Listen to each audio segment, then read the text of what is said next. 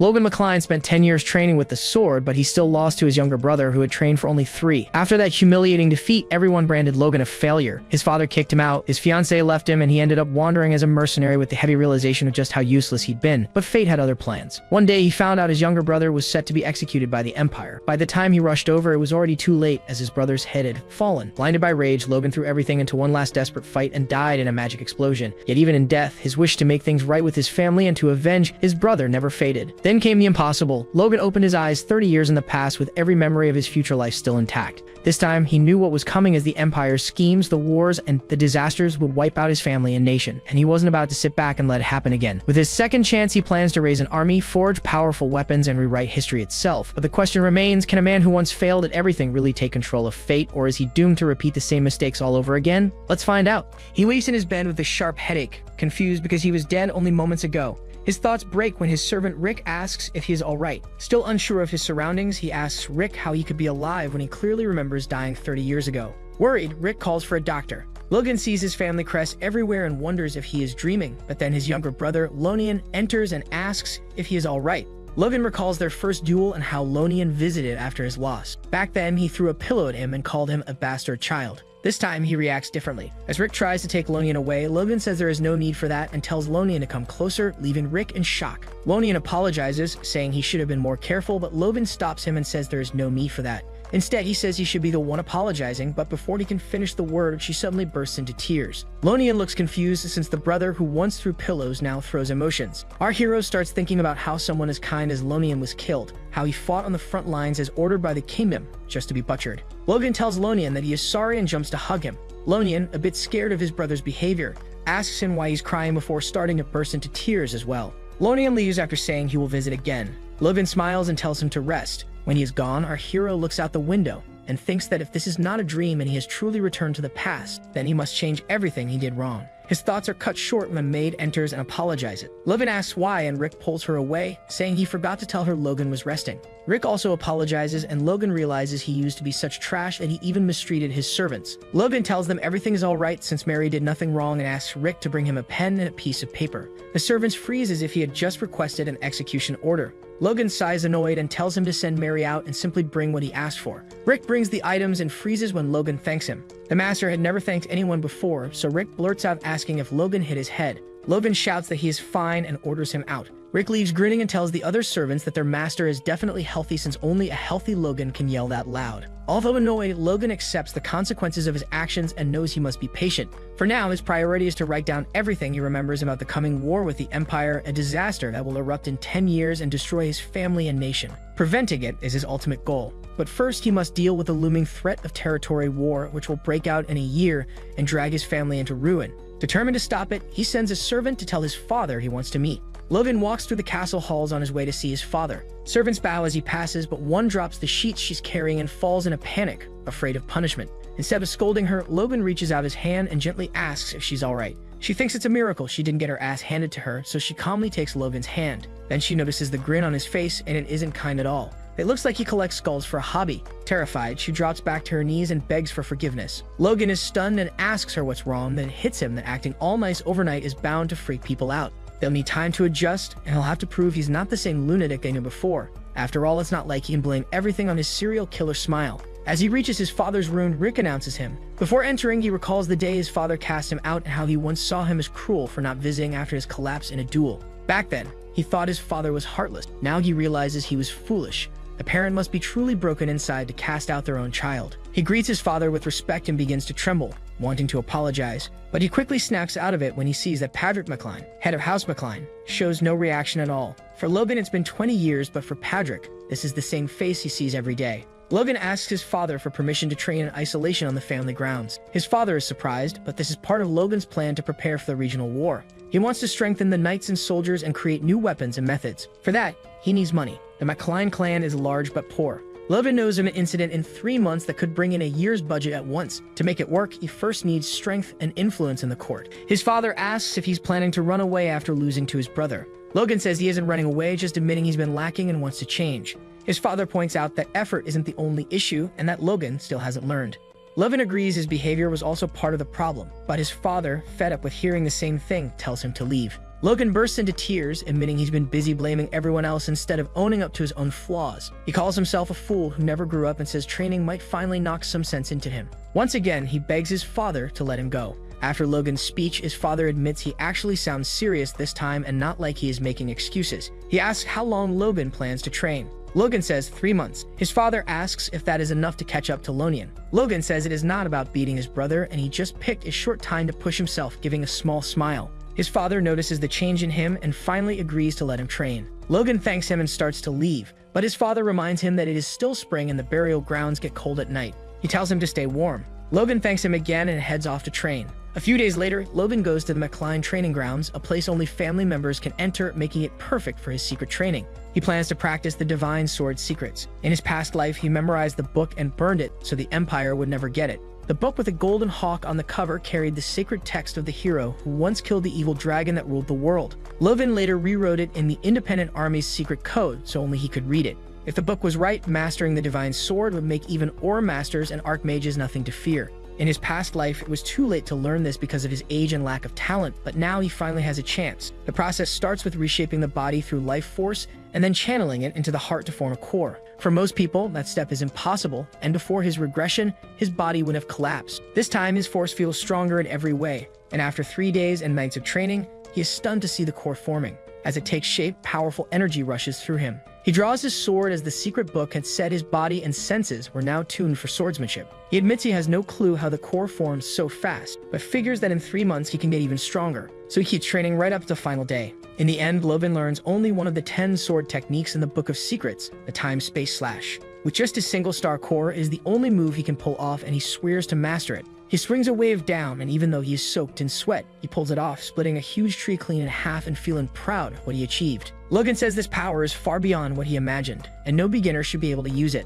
One strike leaves him exhausted, but it is a strong card to keep hidden. He feels proud of finishing his training goals and plans to report to his father. But first he needs a shower since he reeks like a pig that soiled itself twice. Back at the castle, Logan tries to enter his father's study, but a guard stops him and says Padrick cannot see him right now and asks him to leave. Worried, Logan asks if his father is fine, but the guard answers that family law does not allow even direct blood relatives to meet Padrick without notice, then mocks Logan for forgetting the rule. Rick, trembling like a rat, whispers that the rule is centuries old. Logan says he saw his father 3 months ago without trouble, but the guard claims the man on duty back then failed his job. Logan finds this strange since nothing like this happened in his past life. Through his training, Logan overhears 2 guards mocking him as a coward for losing to his younger brother. They say he would not dare speak up and that the guard could handle any trouble alone. Logan realizes his reputation has fallen so low that even the knights see him as a fool. The guard then tells him to give notice before visiting again. Feeling insulted, Logan thinks it is troublesome, since he wants to prove he has changed little by little. He asks the guard for his name while taking something from his pocket.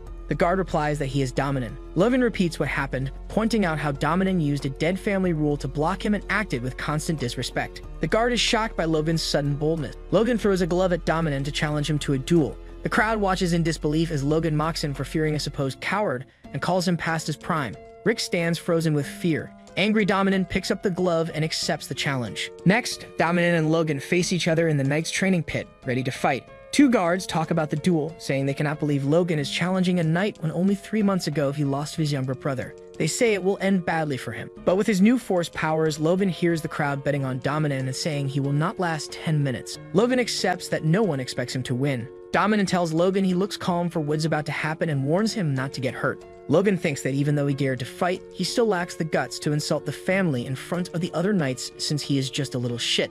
An image of Rick shitting his pants pops up as he thinks the young master has chosen to fight Sir Dominan, and this might be their last day on Earth. If Logan loses, Rick nearly stops breathing from fear. The referee announces the duel between Logan McLean and Sir Dominan and says they will fight with wooden weapons for safety. He feels uneasy, but Logan refuses to back down, so there's no stopping it. He knows a knight can still smash someone's head in with a stick, and just hopes Dominan takes it easy on the kid. As the duel begins, both fighters take their stance. To everyone's shock, Dominan charges his aura, and the knights are stunned that he would use force against a normal opponent.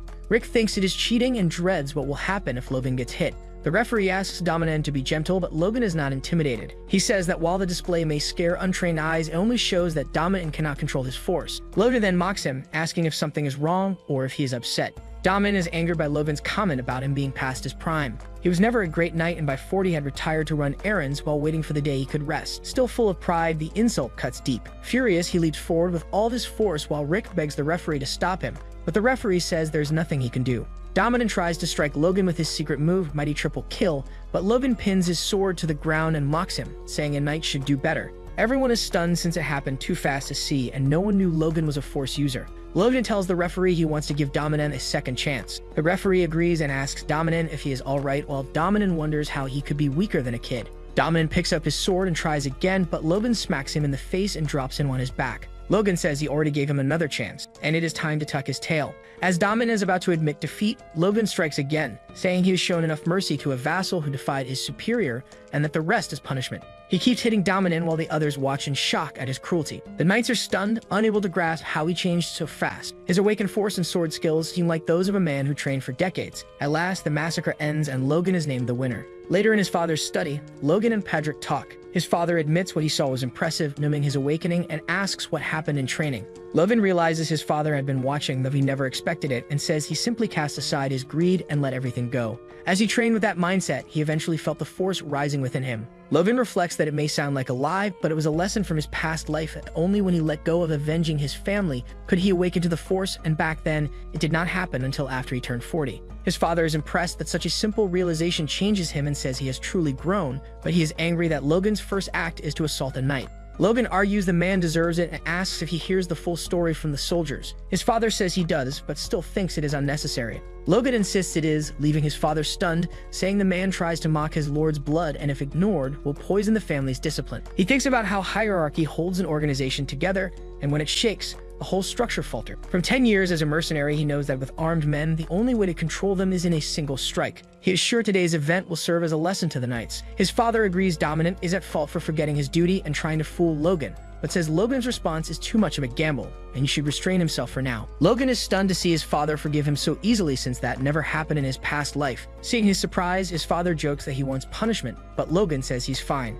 His father explains he is not saying Logan was right and warns him never to act like this again without permission, since he has not yet received his rank. Logan agrees with respect. His father then mentions that his fiancée Lena will be visiting soon. Logan acts surprised, but deep down he's excited because her arrival means his payday is near. Not long after, Princess Lena Wolves shows up. Lena walks in and all the maids are stunned by her beauty while the guards eye Logan with envy. She gracefully greets Patrick McCline. Patrick comments on how lovely she's become since he last saw her. Watching from a distance, one man is amazed to see her all grown up. But when he looks at Logan, he finds him completely unimpressed. Lena reveals she has a letter from her father, the Count, and begins reading it. Though addressed to Patrick, the letter is so long that even the guards nearly fall asleep during the 30 minutes it takes. But the atmosphere changes sharply at the end when it reveals a shocking truth. The arranged marriage between Lena and Logan has been cancelled due to unavoidable circumstances. Logan thinks about it and realizes they've been avoiding the truth. The Wolves family was hoping Patrick would develop aura skills, but he's been stuck as a high-ranking knight for over 20 years, plus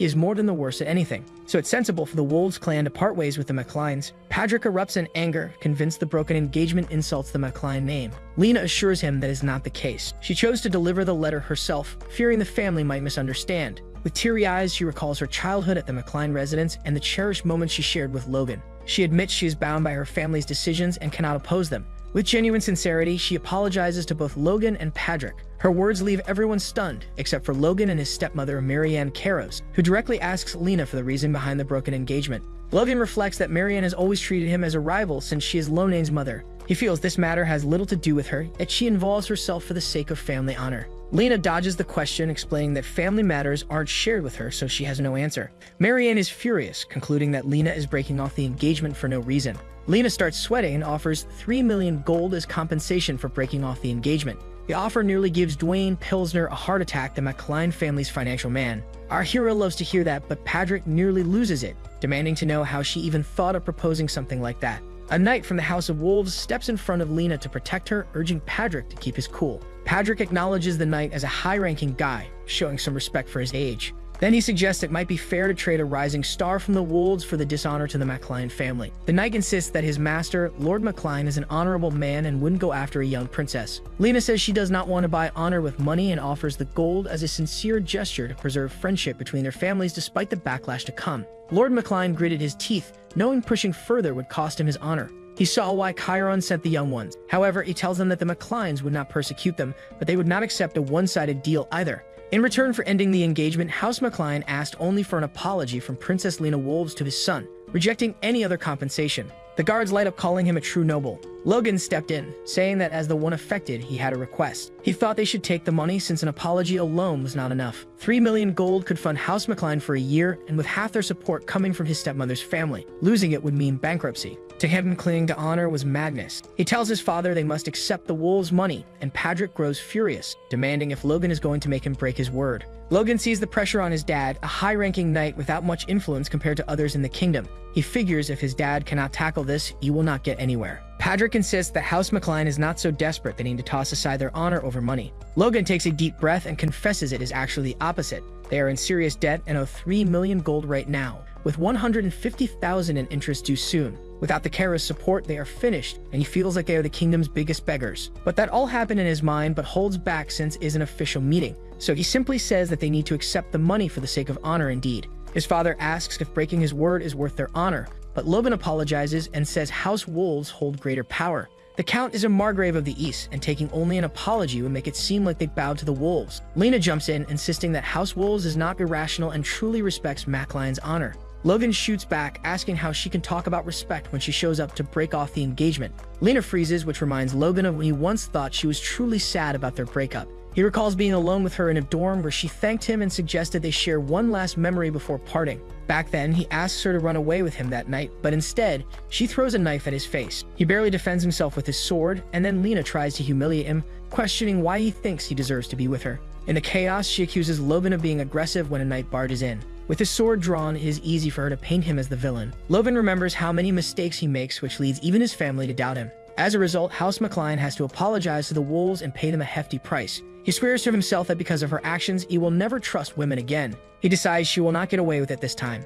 Logan thinks about his plan to regain his family's trust by proving he has changed. After fighting Dominant, he sees the soldiers ignore insults toward him, and rumors of his loss to his brothers spread quickly. He realizes seeking approval will not change their view. With 9 months until the territory war, he knows saving the family matters more than his reputation. He decides to set aside his family decision and tells Lena he'll accept the compensation from the wolves' family. This leaves Lena shocked. Patrick is furious and confronts Logan about defying him, but Logan responds that he can't settle for empty apologies. He argues that if their honor can be fixed with just words, then those words mean nothing. Meanwhile, Lena tries to salvage the situation and mentions that the wolves' family wants to honor the will of the Baron, asking Patrick for his choice. Logan sees right through it. He knows she's only saying that to save face for her dad, and is probably freaking out at the thought of paying 3 million gold. Patrick looks down on her and declares that as the representative of the McCline family, he's okay with just a sincere apology, but it's up to Logan to decide if it's genuine. This angers Marianne, and Patrick turns back to Logan, warning him to think carefully about accepting money for his dishonor, as it might lead to more issues with his honor in the future. Without hesitation, Logan stands firm, saying that since he was the one affected by the broken engagement, he accepts the compensation offered by the wolves' family. This surprises Marianne and visibly upsets Lena. After making his choice, Logan's dad, looking disappointed, remarks that he thought Logan had improved but actually seems to have gotten worse. He blames himself for not teaching Logan the real value of honor. Even though Logan doesn't tell his dad outright, he thinks everything he's doing is for the family. Later, after receiving the hefty compensation from Lena, Logan hears a knock on the door. Expecting it to be Rick, he invites the person in, only to find Dwayne, the family's financial advisor. As Dwayne enters, Logan suspects what's on his mind. We get a glimpse into Dwayne's thoughts as he remembers how he's had to manage the McCline estate with dwindling funds, dealing with soldiers demanding new weapons, and servants running low on supplies for winter. He's had to beg Patrick's in-laws for support, questioning whether he's a financial advisor or more of a beggar. Despite wanting to resign, he feels he can stick it out here for a bit longer, but thinks that the only thing standing in his way is this clueless kid, Logan, who he figures will have to share the 3 million with him. Dwayne tells Logan he just dropped by to say hi and mentions how impressed he was by Logan's confidence yesterday when he stood up for himself without backing down. He thinks Logan might actually be a fitting heir to the McCline family. So Dwayne thinks his sweet talk must have really hit Logan hard since he hasn't gotten this kind of flattery before. He used to do nothing but dumb stuff, thinking it would be easy to get Logan's money. But Logan's not buying any of it. He points out that in tough times, 3 million gold is like a downpour in a drought, and it's really taken a load off his family's mind. Dwayne's still feeling hopeful, doesn't get why Logan isn't relieved too, since it's his money after all. But Dwayne's been a financial advisor for them cleans for 20 years, so dealing with frustrating situations is nothing new for him. He ends up crying, which surprises Logan, making him wonder if things are really that dire for the family. Dwayne explains that they owe Cooper Bank 3 million gold, and just the interest is 150,000 gold. But before he can finish, Logan jumps in and Dwayne's stunned when Logan reveals he already knows that. Logan isn't worried about the interest though, since it's harvest time and he figures they can cover it with the crop profits. Dwayne tries to argue that just running the barony costs a ton and they're always strapped for cash, suggesting a little help could change things. But Logan cuts him off, not wanting to hear any of it. Dwayne can't believe it. He thought Logan opposed the Baron for the family's sake. Logan agrees he'll use the money for the family, but instead of dealing with immediate costs, he insists they need to think about the future. Dwayne thinks Logan is completely clueless and insists that Logan should just hand over the cash to him. Logan challenges him, saying even if he pays off the family debts, it wouldn't really change much for them. Dwayne argues that a bigger budget would make things easier for the estate for a couple of years, but Logan points out that they'd probably just end up in debt again since they don't have any specialty products to sell. It's a vicious cycle and he's trying to break it with a plan he came up with, but he needs the money for that. Dwayne is taken aback, thinking this can't possibly be the same troublemaker he used to know. He thought Logan didn't care at all about the family's issues. Then Logan mentions he has a favor to ask Dwayne. If Dwayne helps him out, Logan promises to share some cash to cover family expenses. Dwayne wants to know what he needs help with, and Logan says he needs to round up some mercenaries. Later, Logan chats with Rick, who's surprised to see him packing up again so soon after just coming back from solitary training. Logan says he's heading out to make some money, but Rick reminds him that he's already got a fair bit of cash. Logan insists he needs more, and Rick points out that their father definitely won't let him leave with how tense things are right now. But Logan isn't asking his dad, he's planning to sneak out. Rick is shocked, but Logan doesn't care. He figures if he can't fix his reputation now, he has to gather some external help, especially since he knows what's been going on outside since it's pretty much the same as when he got kicked out in his last life. He decides to find a specific guy as his first move. Rick tries to talk him out of it, saying running away won't do him any good, especially at his age. Logan brushes him off, annoyed, and Rick tells him if he's going to bail, he might as well walk all over him on the way out. Logan just smirks, assuring Rick that he'll be fine and that he's planning to write a letter to their dad so no one will pin the blame on it. When Rick asks what the letter will say, Logan just smiles, which makes Rick breathe a sigh of relief. After Logan leaves, Rick takes the letter to their father, looking like he's about to make a huge scene. The letter starts with a greeting to Patrick and goes on to say that Logan, heartbroken over his engagement, has decided to take a breather, but will be back soon and signed by Logan McCline. Rick, feeling defeated, just cries and hopes Logan comes back. A history of the McCline family is presented, and it seems that even just 200 years ago, the McCline family wasn't in the position it is in now. Their vast and extensive territory once stretched from the neighboring Viscounty to Tesla and the Viscountess of Silben and Peretta, as well as the Bifrost Plains, revered them as rulers and lords of the southwestern area of the Grandia Kingdom.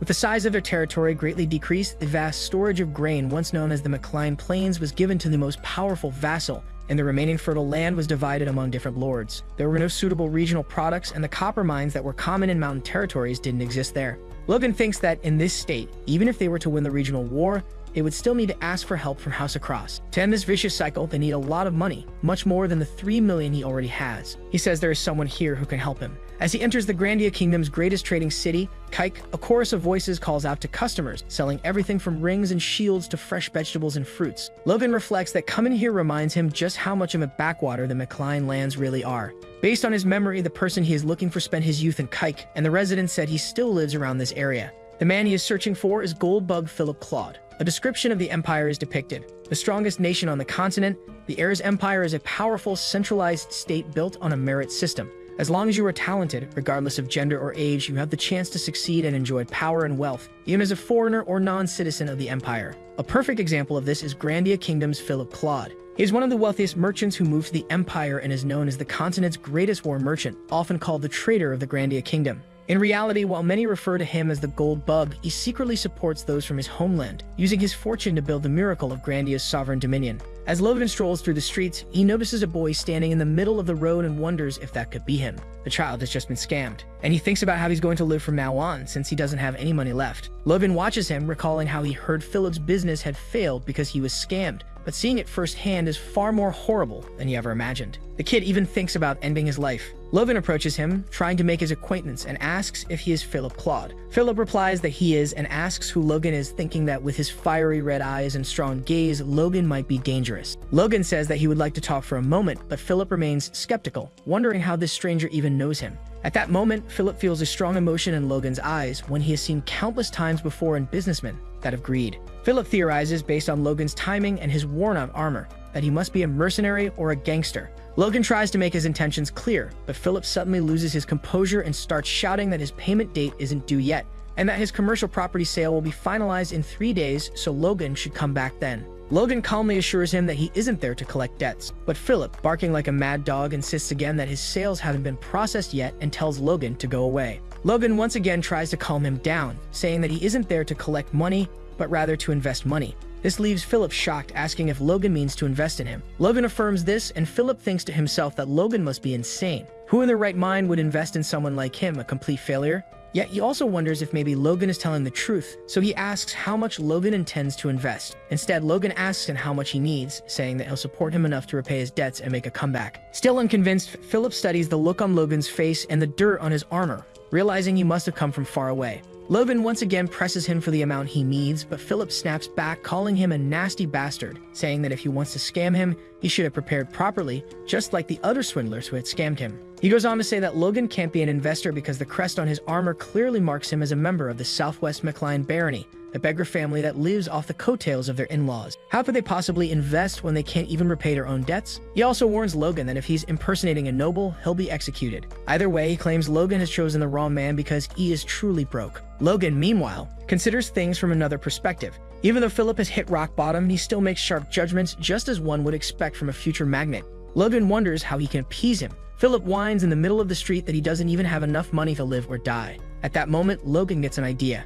He asks Philip to pay attention and shows him his aura, leaving Philip stunned. He thinks someone this talented, someone who awakened force at such an early age, couldn't possibly be throwing it all away for the sake of a scam. Philip apologizes, admitting that a lot has happened to him and he's a little sensitive. He asks what Logan really wants with him. Logan replies that he wants to hire him permanently, paying off his debt as a bonus. Philip is skeptical once again, questioning whether the McLean family even has the money for something like that. Logan asks how much his debt is, guessing it must be around $250,000, and then promises not only to pay that off, but also to give him an additional $300,000. He then reveals the money he has been carrying with him all along. Philip stares at Logan and thinks he must be an angel. He agrees to sign the contract. The terms state that if the subordinate Philip ever intentionally harms his master, he will suffer excruciating pain as if his soul were being torn apart. The wish who seals the contract explains that if he doesn't like it, he should awaken his force and become at least a high-ranked knight, or pay a four-circle mage, or even hire hundreds of people at tremendous cost to have the curse lifted. This leaves Philip completely astounded. She sends them away on a positive note, telling them to come back anytime. But Philip wonders if he has just been tricked, realizing that he must have been out of his mind to think of Logan as an angel. After all, Logan just paid for an expensive magic contract solely to make him his servant, when a single page of such a contract is worth 30 slaves. Logan explains that since they have only just met, they can't really trust each other yet. So if he invested fortune, he needs a reasonable guarantee. He assures Philip that once they build some trust, he will remove the contract. Then he extends his hand in friendship. Philip thinks the contract is a mess, with no clear duration or conditions, but with no other choice. He decides to trust Logan for now and shakes his hand. Philip asks what Logan needs him to do, and Logan replies that the first thing they need to buy is monster meat. Philip calls him a lunatic. Logan thinks Philip's reaction is natural, since monster blood and meat contain poison, so burning them is common sense. However, Logan knows that in just a few years, everything will change once it becomes known that a monster blood neutralizer can be made with common ingredients. In famine-stricken regions, people will even begin eating monsters. That winter, cases of disability were treated through monster consumption,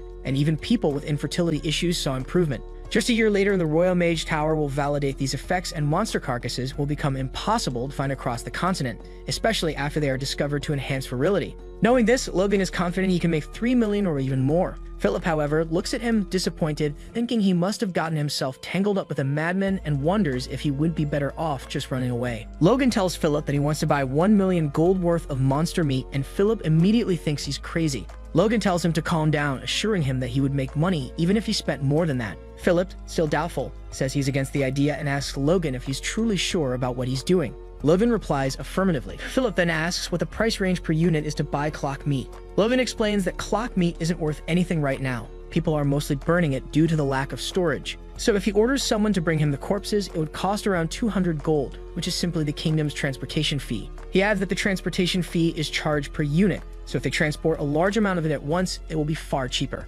Philip is impressed by Logan's thinking, realizing that he even considered transportation charges. He agrees that Logan is right about the costs, then asks if, with that unit price and a budget of 1 million, Logan plans to hire a mercenary guild for a kingdom-wide hunt, and then buy everything from them. Logan confirms this and asks if Philip finds anything wrong with the plan. Philip explains that the plan is entirely wrong. Since monster meat is currently being thrown away, he should just hire a merchant guild and buy it at the price of the beef. Problem solved. Philip adds that there are merchants who will sell anything for a profit, and even if the goods are trash, they will compete to acquire them. Confidently, he even says that they'll probably bring Logan all the clock meat in the kingdom, already cut and prepared, once he asks. Logan is amazed by Philip's idea, thinking that his investment is already paying off. Feeling a little playful, he calls Philip an adorable punk for some reason. Philip tells him not to overthink money matters from now on and to leave all financial dealings to him. After all, his own fate now depends on Logan's future. Logan then gives Philip a list of items, cartridges, ironwood springs, and glue, and tells him to stay in Kike and purchase them in bulk. Philip grows skeptical again and asks if Logan is trying to open a toy factory. Logan replies that he has something much better in mind. In truth, Logan is making Philip buy the raw materials for weapons of war. He remembers how such weapons were used in the Grandia Kingdom's invasion during his past life. Depending on the battle conditions, even a mere soldier could keep a knight at bay with those weapons. He also recalls that he entrusted Dwayne with hiring mercenaries before coming here, so just equipping them with these weapons could be enough to gain the upper hand in the regional war. But first, he needs to find a skilled craftsman capable of forging the weapons and an instructor to train the mercenaries. 2 days later in Haron, the city of mercenaries, Logan speaks with Kai Salon, an A-rank mercenary, attempting to hire him as an instructor. Kais responds that he has never trained anyone productively before. Logan reassures him that the job won't be too hard as he will only be training C-rank mercenaries that Logan intends to hire. Still hesitant, Kais insists that Logan must have heard wrong about him at most, is only guided a few youngsters and professional educators would be more suitable for the task. But Logan knows Kais can't fool him. In his past life he worked with him and knows that Kais can wield nearly every weapon and has excellent horse riding skills. More importantly, Kais's true value appeared when he became an instructor. After being gravely wounded and forced to retire, the mercenary squad he trained boasted greater skill than any of their peers. But right now, Kais doesn't seem interested, so Logan offers him 4,000 gold. Kais refuses. Logan raises the pay to 6,000, but Kais still refuses. Logan raises it again to 7,000, still no. Finally, Logan offers 8,000 gold, and that is when Kais caves in, accepting the deal and even thanking Logan in advance. As they talk, Logan introduces himself as the first son of the McLean Baron family. Logan asks if he isn't curious why he's hiring mercenaries from the countryside, but Kais replies that he isn't, so long as he's getting paid. While walking the streets, they witness a man whipping a group of others, shouting that if they're late, he'll kill them all. Kais tells Logan that, as he probably knows, Haroon's nickname is the City of Mercenaries and Slaves. They will see many such things here, as the city is also a massive slave market. Logan says he's familiar with the situation and thinks to himself that he plans to buy a slave at this market. A merchant notices Logan and assumes he must be a clueless country bumpkin. He calls out, offering to sell slaves at the cheapest price. But once he spots Kais, the merchant goes pale with fear. Seeing this, Logan relaxes, realizing it was definitely worth hiring him. Eventually, Logan reaches a shop with more guards than the others and concludes this must be the right place. The old shopkeeper greets him and says he assumes Logan knows what he's getting himself into.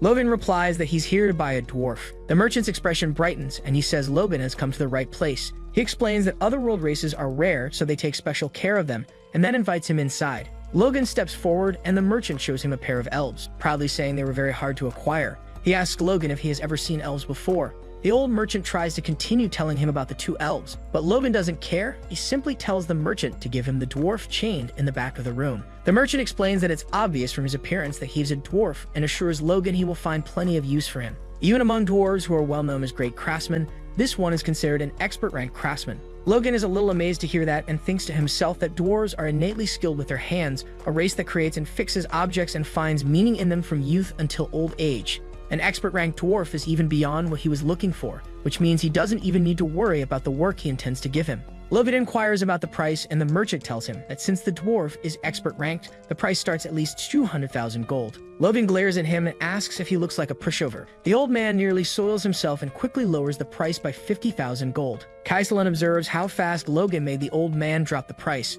The dwarf looks at Logan and remarks that what he did was unrelenting, but Logan considers it nothing more than basic. The dwarf then asks where they are going. Logan replies that he'll take him to the McLean estate in the southwest, and that he'll be making the things he requires of him. The dwarf responds that he suspected as much. He explains that while dwarves are indeed known for their craftsmanship, this is not the case for slave dwarves. Despite belonging to a race of craftsmen without passion, they cannot create true works of art. Logan thinks that he wants to instill that passion in this dwarf and tells him that if he does his best for the next 20 years, he'll send him back to the mountain. He adds that 20 years is nothing for a dwarf's lifespan anyway. The dwarf is happy to hear this and is about to thank Logan when suddenly another slave cuts himself loose and starts running away from his master. Logan notices the scene, but the escape doesn't last long. The slave doesn't get far. As a soldier manages to catch the runaway slave, Logan realizes the boy looks familiar, a blue-haired, blue-eyed slave. Suddenly, he remembers and accidentally speaks his thoughts aloud, making Castellan wonder what he's saying. Logan is stunned, wondering how this could be possible, meeting the noble slayer here of all places. He recalls that in his past life there had been an immensely famous aura user in the kingdom. Once a slave, this man ran away after killing his masters, then went on a murder spree, slaughtering nobles and knights alike, before disappearing into hiding for the next 10 years. When he finally reappeared, he had mastered aura, proof that he had transcended his humanity. From then on, he made it his life's mission to kill every noble in his path, earning the fearsome title Noble Slayer. Logan thinks to himself that the slave escape incident happened about a year after he became a mercenary, so according to the timeline, this boy should indeed still be a slave right now. If I rescue him now, I'll have a future aura user on my side. But there's a problem. The boy is an unstoppable homicidal maniac. Logan reasons that if he ever becomes a lethal weapon that might even turn against his allies, he could simply lock him up. As the slave master raises his leg to strike the boy again, Logan draws his sword and stops him, catching the master by surprise. Noticing Logan's family crest, the man hesitates, realizing he must be a customer, and instantly grows submissive. Embarrassed, the slave master tries to excuse himself, saying that goods weren't listening, so he had to discipline them, then asks how he can be of service. Logan says that he wants to buy some slaves, specifically the two children. The master warns him that because they are rare red and blue-eyed children, the price will be hefty, and asks if he's sure about it. Logan asks the price. The master replies that it's at least 10,000 gold each. Logan frowns. A sturdy young slave usually costs around 300 gold, yet this man dares to set the price 100 times higher for two emaciated children, one of whom looks on the verge of death. Considering the worth of the future noble slayer, 10,000 gold would actually be cheap, Logan thinks. But there's no way this man knows that. Logan offers 500 gold for each, already higher than the market price for a healthy slave, and says that should be more than enough. The master tries to haggle, complaining that at that price he won't even recover the money he invested. Logan grows annoyed and asks the master if he thinks him so stupid as not to know what a slave costs. The master nearly soils himself in fear. Internally, he curses Victor, thinking that the boy is always causing him trouble and will surely continue to do so in the future. Reluctantly, he accepts Logan's offer. Caslin carries the injured boy on his back, remarking that it's impressive how quickly he managed to get up, since his wounds shouldn't allow such a fast recovery. Logan agrees, saying that the boy truly got back on his feet in no time. In reality, Logan has been quietly releasing force along the way to heal him, a technique even more effective than the magic of most low-level priests. Still, Logan is stunned when he realizes the other child might have sensed his aura, something even Castellan failed to detect. He dismisses it as a coincidence. Suddenly, Victor jumps from Castellan's back and tries to attack Logan. But before he can even land a punch, Logan catches him by the neck and coldly tells him that he doesn't know if he is full of spirit or just playing stupid. He asks Victor if he truly understands the situation he's in, and whether he really thinks Logan is as weak as that petty slave merchant. He admits that it's great the boy has fighting spirit, but warns him to choose his opponents more wisely. Logan tells him this will be his last warning. Logan tells Victor that if he obeys, both he and his little sister will be safe. But if something like this happens again, he will get rid of them both. He drops Victor, thinking that is enough, and then adds that he intends to foster him as a knight. Startled, Victor asks if Logan really means him. Logan confirms it, explaining that knights are honorary nobles, which means Victor will be able to shed his slave status, and not just him, but his sister as well. Hearing this, Victor looks at his sister and vows that he'll do whatever it takes. Logan studies them both and confirms his suspicion. The girl is the key to controlling the noble slayer's violent nature. He tells them that training will begin as soon as they return home. Then he calls Hamar the dwarf forward. Logan informs Hamar that he will draft a magical contract. If Hamar works for him for the next 20 years, he will be allowed to return to his mountain homeland. Hamar is stunned, barely believing that Logan would actually promise to send him back to his people. Logan adds that it's hard to trust promises made with mere words in the air, and asks if Hamar has any objections. With shining eyes, Hamar gratefully replies that he wants this with all his heart, and that he'll do anything Logan commands. He thanks Logan again, admitting he didn't think he'd ever hear such a promise. Logan thinks to himself that if a contract alone is enough to motivate the dwarf, then he's the one profiting here. He acknowledges that he gained everything he could have hoped for from this outing and even more, having managed to secure the future noble slayer. To himself, he notes that preparations for the coming war between the thieves are going smoothly. But what Logan doesn't realize is that while he was away, rumors of his strange behavior had already spread across all of the McLean lands. His reputation had hit rock bottom, sinking underground, while Rick was left drowning in the chaos, desperately trying to make amends and wondering in frustration. What the hell is Logan up to next? It appears that Logan has returned home. Logan looks at Rick and asks him how he has been. Rick nearly has a stroke at the question and replies by asking if Logan is being serious. He continues, demanding to know what Logan has been up to while he was gone, and whether he has heard the rumors circulating about him, that he is a perverted monster who spends 150,000 gold on monster meat.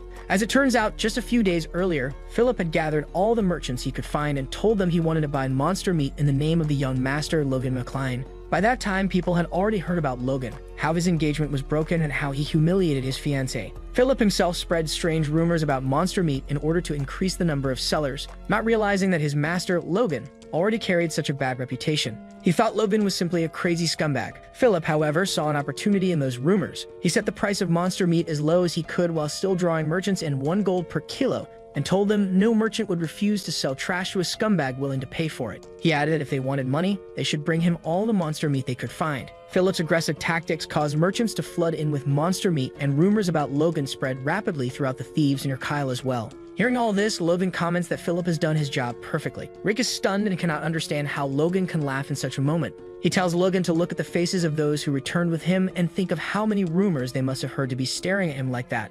Logan replies calmly that Rick should not worry, as everything will soon be over. But Rick warns him that he should not be so relaxed, since next he has to face Patrick, who is furious. In his father's study, Patrick asks Logan if he enjoyed running away from home. Logan answers that it was indeed a rewarding trip. Patrick tells him that he has heard rumors about his crazy behavior, but is at least glad that it was somehow rewarding. Logan defends himself, insisting that rumors are nothing more than senseless lies and that he feels no shame for his actions. At that point, his stepmother speaks, telling Patrick that it is just as she's always said. Logan has no awareness of his position or of how his actions dishonor the family name. However, Logan does not let her finish and cuts in by replying that what she says is a bit excessive, as he merely spent the money from his engagement break as he saw fit. Marion intervenes again, asking Patrick if he heard what he is saying and if he still sides with him after all that, but Patrick shouts that this is enough and kindly asks her to leave as he wants to speak to Logan alone. For a moment, Patrick tells Logan that this will be the last warning he is given. Logan looks afraid as he stands before his furious father. Patrick asks Logan what he is thinking and tells him that they need to have a frank chat about what is going on with him. Logan introspects and says that his father will not let his actions slide this time and goes on to tell Patrick that he would not understand even if he told him. Patrick replies by asking Logan if, by any chance, it is not him who does not want to be understood, and if Logan realizes what people around him are saying that he is violent, cruel, money-obsessed, and even insane. He goes on to ask Logan how much longer he has to cover for him, and if there is a time in the future that he begs him to give Patrick a notice. That way he can at least make the excuse that he tried his best for the sake of Logan's dead mother. Logan thinks that he cannot believe Patrick brought up his mother in the conversation since he never mentioned her in his previous life, not even when he was kicked out, and how maybe Patrick has not fully let go of his hopes for him yet. Logan asks his father to give him 1 year and tells him that in a year he will prove to Patrick the reasons for his actions, and once again asks him to grant him this last favor. Next, we see Patrick alone in his chamber, thinking about what just happened, acknowledging how strange the word favor sounds between a parent and child, and thinking that if Logan has not proven his words after a year, that he will have to make a decision, as he is Patrick of McCline before he is a father. A picture of Logan's mother appears to Raina, to which Patrick apologizes, saying that he does not understand what is going on with their son. Patrick monologues that he promised to protect him at all costs and to raise him well, but in the end, he was too neglectful. As he walks the castle halls, Logan meets his younger brother, and what he sees leaves him stunned. Lonane has awakened the Force. Lonane tells Logan that just as he thought, Logan caught up with him right away. Logan is happy to see that Lonane has awakened the Force at such a young age, just 14 years old, and thinks that in his previous life, Rand's Force did not awaken until the war between the thieves, but it awakened so quickly this time. Lonane tells Logan that it is all thanks to him, and Logan does not understand what he means by that. Then Lonane goes on to say that the knights were stopping him from meeting Logan when he returned, and that is when he awakened. It appears that he defeated the knights in the process of trying to meet with Logan. Logan starts laughing and tells Lonane that he did a great job, and thinks that if he teaches Lonane the divine sword secrets as soon as the Force stabilizes, then he can become much stronger than he was in his past life. At a cottage in the south of the McCline estate, Logan goes to meet Dwayne, and he tells Logan that the 35 C-rank mercenaries he was asked to recruit are all there. It appears that the mercenaries are mad at Logan, asking themselves if this whole thing is not some kind of scam since they were called there 10 days ago, and until then, they had never met Logan. One of them even remarks that a lowly baron family would not dare to begrudge a mercenary guild unless they are crazy, and another one comments that they may never know, as the rumors about Logan have even reached them as well, and they are bad enough. Then they go on to comment on Logan's appearance, how he is carrying a sword and armor, trying to act like a soldier. Hearing everything Logan thinks, he has to pull on the reins with these rascals that fight for a living, or he will never get through to them. Logan then addresses one of the mercenaries and asks him if he thinks that wearing armor and carrying a sword is funny, to which the guy replies that he does not understand what he means by that and thinks about how Logan could hear his comment from over there. Logan goes on to mock the guy by saying that he can for sure think that, but only if he has the skills to back it up. Then he tells the guy that he is only a lowly C-rank mercenary and asks him what non-existent skills of his give him the right to look down on others. He then rhetorically asks if he offended him, acknowledging that even a lowly man like him has pride, and tells him to step forward. Logan then makes a bargain with the guy, telling him that if he manages to hit even a single blow on him, he will let him leave right then and also pay him an entire year's worth of money, making a promise with the honor of a noble at stake, and says that everyone there is a witness. The mercenary steps forward and tells him that everything being said is great for him since now he cannot go back on his word, and looks down on Logan, trying to scare him. How could you scare anything with that ape face though? The crowd starts to comment on the mercenary's size and ask themselves if he might perhaps be a B ranker, to which another guy replies that he is not yet, but he might get there after this job. Hearing this, Logan huffs and realizes that this must be the reason the mercenary is so confident. The mercenary tells Logan to take the first blow, and Logan replies by telling him that he will regret this decision. However, the mercenary disregards the danger, telling Logan that he has been using a sword so much longer than him, so he should not worry about that, and asks Logan if he needs the upper hand by any chance. That is when Logan charges his force and punches the guy in the face. Everyone is stunned to see the sheer force of this blow, and it seems that Logan ended this duel in one strike, leaving the guy dead on the ground with his teeth flying into the sky. The other mercenaries look in disbelief while Logan simply stretches his shoulder, huffs, and asks if there is anyone else who wants to run their mouth for no good reason. The rest of the mercenaries can't believe he's a force user, especially at his age, and honestly, they think it's kind of ridiculous. Kai looks at Logan, thinking he always knew the kid was a bit different, but never imagined he was this good. Logan then makes it clear no one's allowed to comment again, ever. After that, he introduces himself properly as Logan, the guy who called them there. He says they're probably all wondering why he's throwing gold around like it's confetti and hiring a bunch of mercs. The answer: he wants to train them as crossbow cavalrymen. That gets some eyebrows up. Dwayne and Kai are surprised, and the mercenaries aren't sure whether to laugh or walk away. One of them even mutters something about how they'll spend more time reloading than fighting. Kai leans over and quietly tells Logan that crossbows really aren't great for cavalry, which Logan says he already knows. Kai, confused, asks why he trained them with crossbows then. Logan explains that sure, bows are faster, but crossbows hit a lot harder. The problem is that a newbie takes over a minute just to reload one, and if you're on a horse carrying 3 or 4, you're still out of firepower in about a minute. So yeah, he gets why they're confused. Logan then tells Kai that even if it looks like he's just playing soldier with daddy's money, there's a real reason behind it. He plans to train them thoroughly and says Kai will understand why soon enough. He finishes by saying that crossbow cavalrymen might end up being a key force for McCline even after the upcoming war with the thieves. Kai still looks unsure but agrees to follow his master's lead. A few days later, Logan reviews the numbers. Out of 350 mercs, 312 passed the basic qualifications. That's good enough for now. Just then, someone interrupts him. It's Hamar, who wants to know what the heck is on the piece of paper Logan gave him. Logan says it's a schematic of the crossbow he once built. He admits it probably looks rough to a professional, but it's a weapon he used for decades in his past life. He's sketched out everything he can remember and says Hamar should be able to handle the rest. Hamar looks it over and says he needs to add a cartridge in the back to hold the bolts and get it to autoload. He says it also has to fire 3 shots in a row, then asks a completely deadpan person who came up with such a dumb idea. Logan casually replies, "Me." Hamar just stares at him like he's lost his mind. But then Hamar says it's actually a brilliant idea,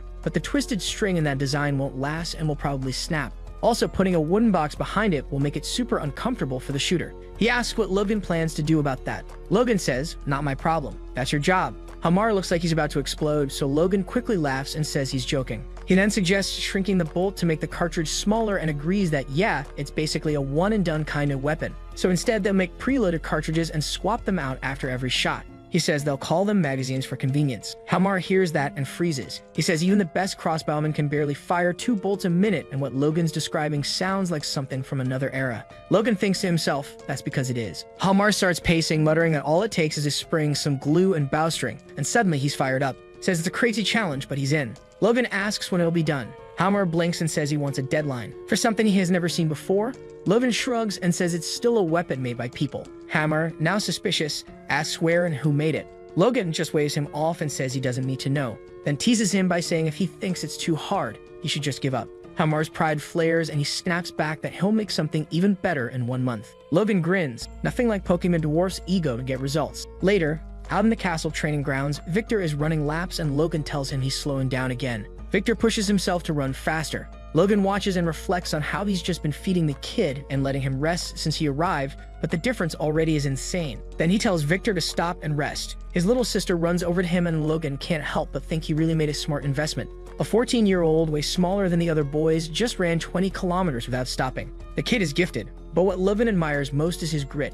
That sheer perseverance. He figures Victor probably didn't become a slayer by nature. That transformation was probably all for his sister. He cuts off the thought and tells Victor that break time's over. He tosses him a sword and says they'll start training in the Grandia Kingdom's official sword technique, the one every knight trainee learns, and he gets ready to demonstrate. He grips his sword and slashes the air with strength and precision. Victor watches, but he looks more ready to drop dead than impressed. All he wants right now is sleep. Still, he bites his lip and thinks if the price of good food and sleep is total exhaustion, then he'll pay it. He picks up his sword and copies the movement exactly, slicing the air perfectly. Logan's eyes widen. The kid didn't just mimic the move. He matched the timing as well as the breath after seeing it once. Logan thinks not even Lonian was that good and they're the same age. He tells Victor that if he can keep building stamina and perform that technique 1,000 times in a row, he could probably call himself a knight. Victor's eyes light up, imagining that future. Logan asks if he thinks he can do it, and Victor immediately says yes. Logan tells him if he needs anything for training, he can ask Rick, but Victor says he doesn't need anything. Logan double checks and Victor says his only request is that Logan look after his sister.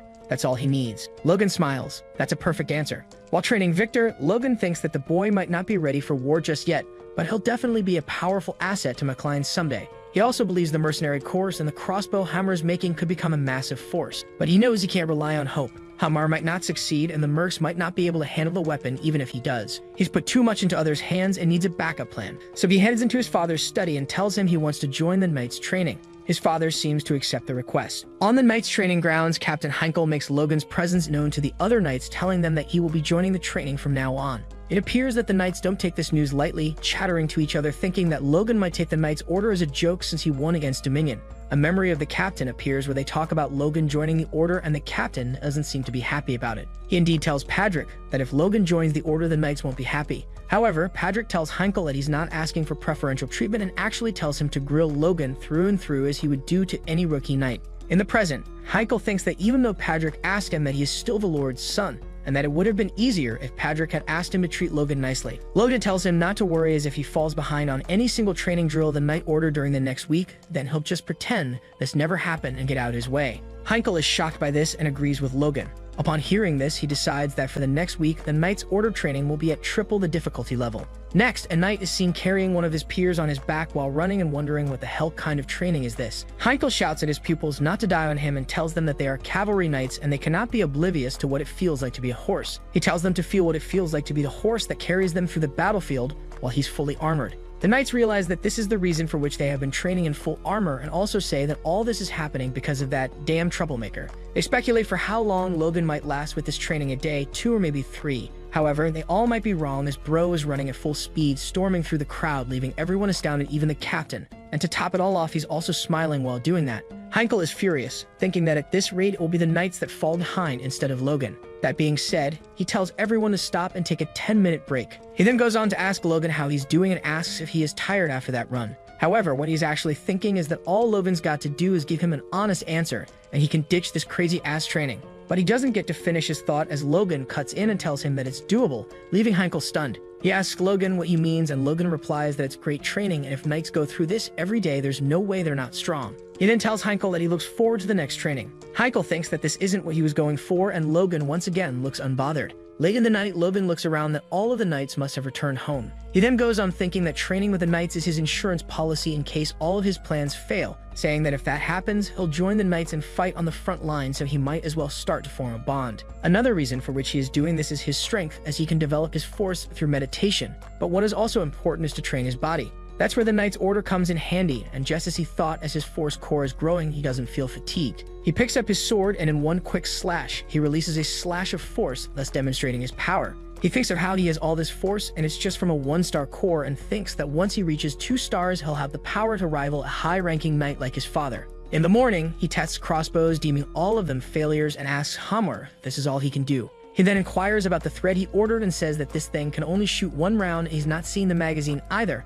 and tells Hamar that it needs to be integrated. Hamar is furious and Logan goes on to apologize, saying that he went a bit too far, to which Hamar replies that he is right, and even if Logan is his master, he should never insult a craftsman's pride. However, what Logan actually means is that if this is really Hamar's best, then there is nothing they can do.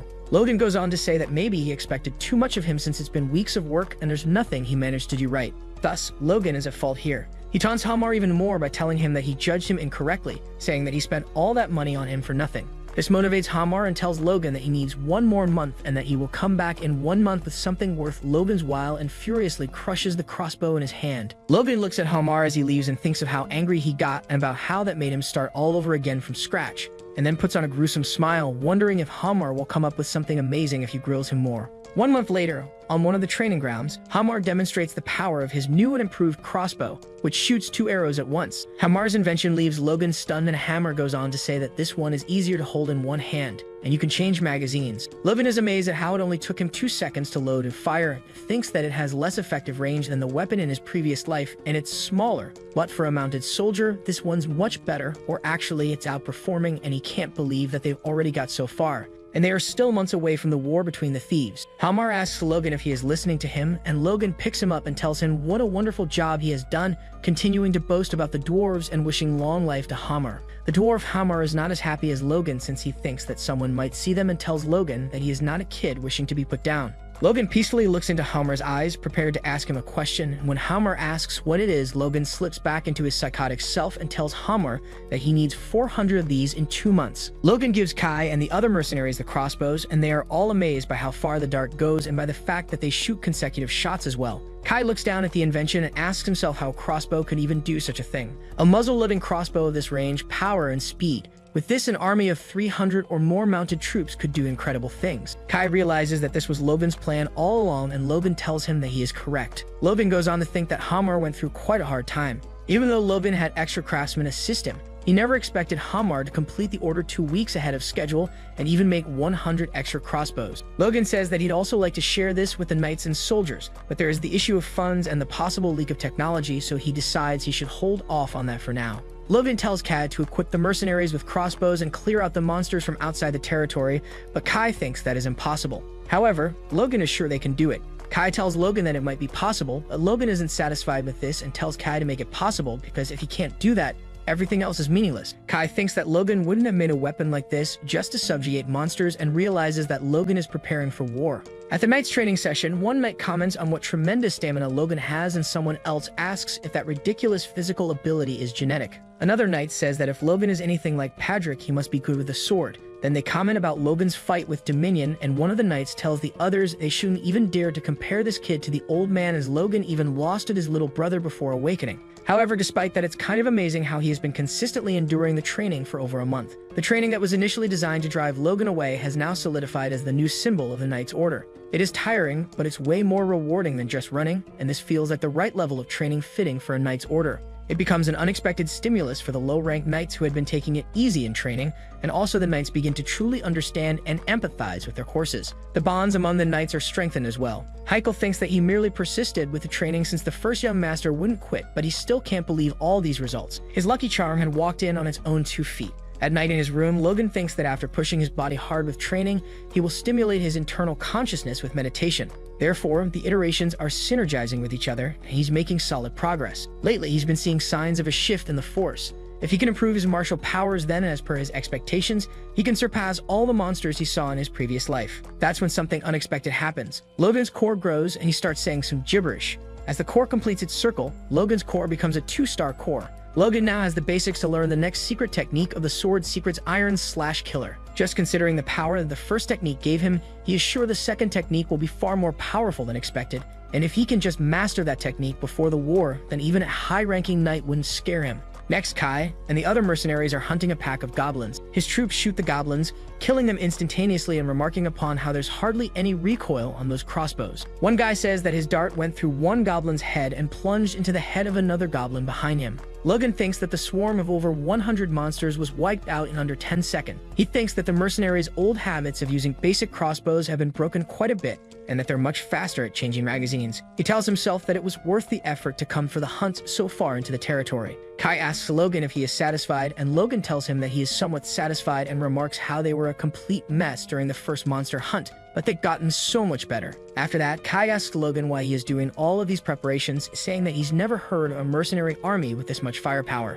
He asks Logan if he is planning on slaying monsters all over the continent. However, Logan does not get to answer Kai as a mounted rider rushes to get a message from Rick through to Logan. It appears that yesterday the Viscounty of Teslan declared war against the House of MacLean. Inside the MacLean war room, Patrick and the other higher-ups of the family are watching a crystal ball as Viscount Teslan talks about the grudge of his ancestor and how he blames the House of MacLean for his wrongful death, which leaves Patrick stunned. Some nobles start whispering to each other, wondering if what Teslan is saying actually counts as a reason for war. Heinkel and Marion ask Patrick what he plans to do, and Heinkel points out that even just the Knight's Order from the Viscount of Teslan already has way more soldiers than they do, and even with Patrick on the battlefield, their chances of winning are low. Then one of the nobles throws out the idea that maybe they should focus on guarding the city and calling for reinforcements. But that option sounds bad, because if they do that, the knights who can use force will be pushed back and the inside of the city will fall into chaos. Another guy says they could try sending an envoy to propose peace, but Patrick suddenly snaps and yells at everyone to shut up. He explains that even if the royal family's authority isn't what it used to be, Teslan didn't even bother to ask for permission before declaring war,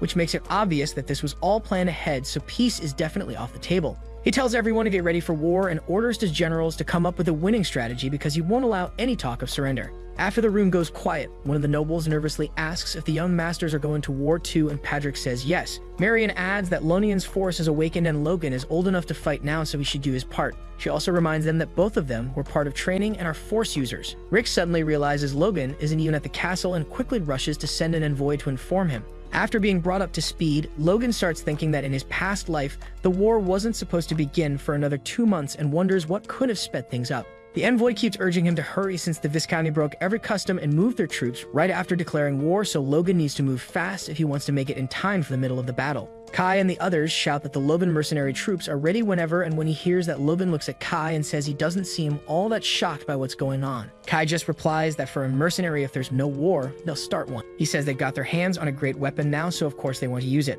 Logan looks over his army and thinks they're way too confident, but he gets it because they've trained hard the past few months and completely wiped out waves of monsters. He says it doesn't matter when the war starts because the only thing they need to do is win. He believes they already have enough combat power, so he gives the command for the troops to march toward the MacLean Plains, confident that this war will end in victory. Back at the barony, the war starts even sooner than the MacLeans expected. The very next day after the declaration of war, Teslan's forces show up at the MacLean estate, and their numbers are way higher than what the vassals expected. Captain Heinkel tells Patrick that the Viscount's army includes 100 knights, over 1,000 regular troops, and almost 10,000 conscripts, and says this is clearly an all-out war. Patrick hears this and thinks Teslan has gone completely mad. He isn't just bringing elite knights who are like superhumans to an internal battle, but he's also using conscripts, even though this isn't a war between nations but a feud between nobles. That makes Patrick ask himself why the Viscount Hammond is going to such extremes. Then things get worse. The captain tells Patrick that the House of Karras said they won't be sending any troops, which leaves both Patrick and Marion speechless. Marion refuses to believe it and says this has to be some mistake.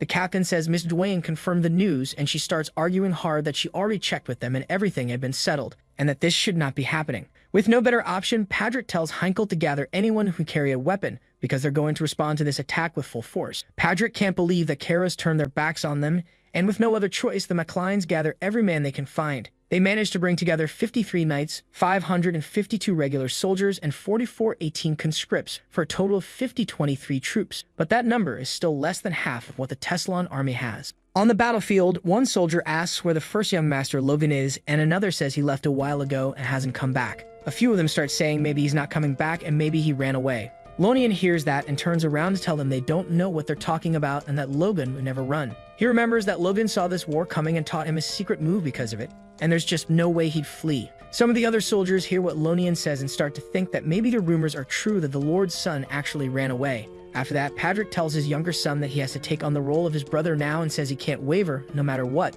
Patrick thinks he doesn't want to believe the rumors either, but that doesn't matter anymore because the only thing that matters is winning. So he commands all of his troops to charge forward and crush the enemies attacking their home. Then Teslan sees Patrick draw his sword and shouts that the time has come and that Patrick's knights are his sword and tells him to face them. Patrick charges with his aura ready and tries to break through the enemy vanguard, but he's shocked when a knight with a shield blocks his strike, leaving him stunned. Thanks for watching, everyone. Since you made it all the way to the end, smash that red subscribe button and hit like to show your support, and see you in the next one.